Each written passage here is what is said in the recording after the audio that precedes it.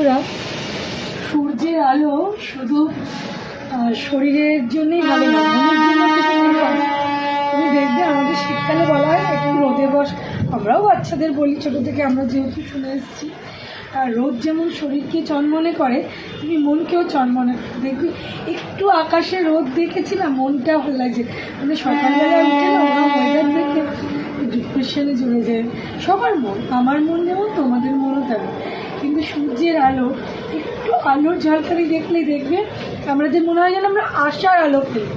সত্যি কিন্তু জীবনের আশার আলো, মানে আলোটা এতটাই দরকার, সূর্যের আলোটা, যে সকালবেলা যদি আমরা সূর্যের আলো না দেখি তাহলে তুমি দেখবে তোমার মন প্রাণ কেমন ঝিমিয়ে পড়বে, তুমি কেমন তোমার এনার্জি হারিয়ে ফেলবে। সূর্যের গরমকালে সূর্যের এর তাপটা আমাদের জীবন নিয়ে নেয়, আমাদের যেটা মানে যেরকম সিজন, এটা আমরা মানে বলতেই পারি যে গরমকালে সূর্যের আলো তুমি কী বলবে।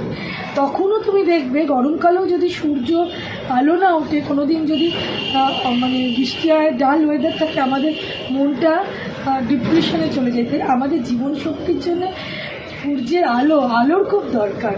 তাই আলোর পথে হাঁটা উচিত, জীবনে ভালো চিন্তা করা উচিত, আর আলোর পথে হাঁটা উচিত, শুভ চিন্তা রাখা উচিত। আমার এটা মনে হলো, তাই তোমাদের বললাম।